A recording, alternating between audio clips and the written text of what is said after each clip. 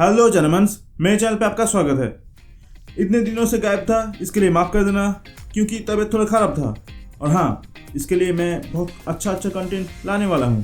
Channel को subscribe कर लेना। कभी आप स्कूल में ऐसा सिचुएशन फेस किया है, एक बच्चे से एक प्रोजेक्ट वर्क छीन लिया जाता है और दूसरे बच्चे को दिया जाता है, लेकिन वो दूसरा बच्चा भी इतना गुड़ गोबर कर देता है कि उससे भी वो छीन लिया जाता है, फिर दिया जाता है तीसरे बच्चे को, और उसी में सस्पेंस क्रिएट होता है कि ये बच्चा अब कैसे करेगा। ऐसा ही कुछ सिचुएशन रहा डेयरडेविल बॉर्न अगेन के साथ। पहला 3 सीजन्स के बाद 2018 में नेटफ्लिक्स ने डेयरडेविल को कैंसिल कर दिया और उसके 4 साल बाद डिज्नी प्लस ने उसे रिबिल्ड या फिर रिबूट देने का सोचा, एक लाइटर टोन में, जिसमें कैरेन या फिर फॉगी नहीं होने वाला था और इसका एपिसोड्स 18 एपिसोड का था। ये सुन के मेरे जैसे नेटफ्लिक्स वाले डेयरडेविल फैन का बुखार आ गया।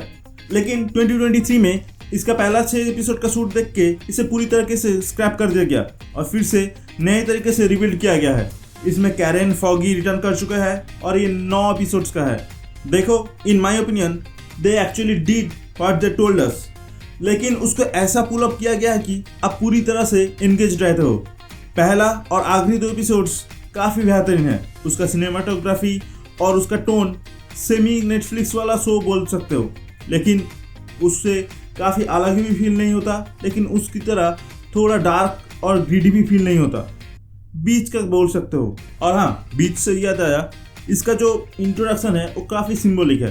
मतलब आप नेटफ्लिक्स से इसको रिबूट करके डिज्नी प्लस या फिर मार्वल सिनेमैटिक यूनिवर्स में लाने वाले हो, तो इसका इंट्रो भी एक तरह से पूरी तरह से स्क्रैप करके फिर से रिबिल्ड किया जा रहा है, ऐसा दिखाया गया, जो कि काफ़ी बेहतरीन है। इस सीजन में नेटफ्लिक्स का 3 सीजन का ही आफ्टर सीक्वेंस दिखाया गया है, जिसमें विंसेंट डियोनोफ्रियो का किंगपिन और हमारे चार्ली कॉक्स का डेयरडेविल, इन दोनों का जो राइवलरी दिखाया गया है वो काफ़ी तरीके से वो यिन और यांग की तरह लग रहा है।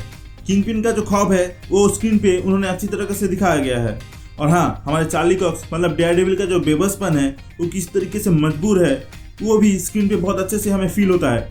और हाँ, फील से याद आया, हमें कुछ नए कैरेक्टर्स भी दिखाया गया है और हाँ, हम उससे बहुत अच्छे से कनेक्ट कर पाते हैं, जैसे कि हेदर ग्लेन, म्यूज और व्हाइट टाइगर। ये लोग अपना मार्क स्क्रीन पे छोड़ जाते हैं, उनके लिए आप रूट कर पाते हो।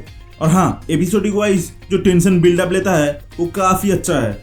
इतने सारे शूट रीशूट्स के लिए उन्होंने जो कॉस्ट कटिंग किया है वो आप देख पाते हो, लेकिन उसके लिए आपकी एक्सपीरियंस खराब नहीं होता है। आप शायद ये नोटिस नहीं कर पाओगे, लेकिन थोड़ी देर बाद मैं ये भी डिस्कस करूंगा कि how to handle your mess like Daredevil Born Again. उन्होंने काफ़ी अच्छी तरीके से अपना मेस को क्रिएटिवली हैंडल किया है। लेकिन उससे पहले बात कर लेते हैं इसके कैमियोस के बारे में। भाई, इतना कैमियोस डाला है जैसे हैदराबादी बिरयानी में मसाला, चिप्स के पैकेट में हवा और न्यूज चैनल्स में एड्स। लेकिन फर्क सिर्फ इतना है कि वो अननेसेसरी फील नहीं होता, एक अधूरे के छोड़कर। और हाँ, इसके कुछ एपिसोड्स के सॉन्ग काफी बढ़िया थे, जैसे कि एपिसोड 8। एक बेवफा के जख्मों पर मरहम लगाने हम गए, एक बेवफा के जख्मों पर मरहम लगाने हम गए, मरहम की कसम मरहम न मिला, मरहम की जगह मर हम गए। अब थोड़ा स्पॉयलर्स पे बात होगा तो आप नहीं सबसे देख लेना। मैं कुछ देर पहले बोला था ना, how to handle your mess creatively like Daredevil Born Again. अगर आपने नोटिस किया होगा तो पता चल जाएगा कि ये कहानी डेयरडेविल की नहीं, मैड मर्डॉक की है, जो कि पहला एपिसोड के बाद रिथिंक या फिर रिकॉन्सिडर करता है कि उसे डेयरडेविल बनना चाहिए या फिर नहीं, और उसी को धीरे धीरे बिल्ड किया जाता है और उसको कॉम्प्लीमेंट देता है उसका कैरेक्टर राइटिंग। मतलब पूरा सीजन में बस आधे से 1 घंटा ही वो कॉस्ट्यूम पहनता है, लेकिन कैरेक्टर का राइटिंग इतना तगड़ा है कि आप वो नोटिस ही नहीं करोगे। और एक चीज़ जो सटल तरीके से इस राइटिंग में इंटीग्रेट किया गया है कि दोनों अलग अलग कहानी को एक साथ कनेक्टेड फील करना। मतलब म्यूज की कहानी और किंगपिन की कहानी दोनों अलग अलग स्टोरीज है, लेकिन ऐसे कनेक्ट किया गया है कि आप आसानी से नोटिस नहीं कर पाएंगे। और एक चीज़ मैं ऐड करना चाहूँगा जो मेरे पर्सनल ओपिनियन है, वो है कि वो बैंक वाला एपिसोड शायद मेरे ख्याल से पहले 6 शूट्स का एक एपिसोड रहा होगा। उसी तरीके से वो कॉस्ट कटिंग करके उसको मिडिल में इंटीग्रेट कर दिया गया है। हाँ, थोड़े कैरेक्टर्स एक दूसरे से कनेक्टेड रहता है, लेकिन वो पूरा एपिसोड एक अलग फील होता है, इसीलिए मुझे ऐसा फील हुआ। ओवरऑल इस सीजन के बारे में बात करूँ तो नेटफ्लिक्स का 3rd सीजन जैसा ही है। मतलब वो जिस स्टेज पे लेके गया था उसी जगह पर कॉन्स्टेंट रखा है। मतलब सीजन 1 सीजन 2 ऐसा किया था और सीजन 3 के बाद ये सीजन ऐसा गया है। इसका मेजर रीजन है इसका आखिरी एपिसोड। आपको शायद सुन के ये लग रहा है कि मैं बुराई कर रहा हूँ, लेकिन अगर आपने सीजन 3 देखा है तो आपको पता होगा कि वो कितना बेहतरीन था। तो ये भी उस लेवल का ही बेहतरीन है। लेकिन हाँ, वो फिनिशिंग पंच नहीं था, बस उसी की कमी थी। मतलब सारे एपिसोड्स मिलके हम जो पंच का वेट करते हैं वो पंच कभी आता ही नहीं। मतलब आप सोचो, रोमन रेंस का सुपरमैन पंच डिलीवर ही नहीं हुआ। मैं समझ सकता हूँ कि शूट्स, रीशूट्स और प्रीप्लानिंग की कमी की वजह से और हाथ में टाइम भी कम था, तो इसीलिए ऐसा डिलीवरी कर पाया। आई होप सीजन 2 इसका भरपाई कर पाए। अभी तो ये हनीमून फेज पे है।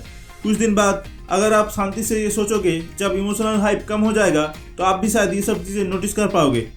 तो जानेमन्स, ये था डेयरडेविल बॉर्न अगेन का स्पॉइलर फ्री रिव्यू। अगर वीडियो आपको अच्छा लगा तो लाइक और शेयर कर देना, चैनल को सब्सक्राइब कर देना, क्योंकि बहुत सारे बेहतरीन वीडियोस आने वाला है। और हाँ, आपको ये सीजन कैसा लगा, वीडियो के बारे में कुछ भी फीडबैक हो आप कमेंट में ज़रूर बताइए। मिलते हैं नेक्स्ट वीडियो में, तब तक के लिए कीप वॉचिंग, कीप लविंग।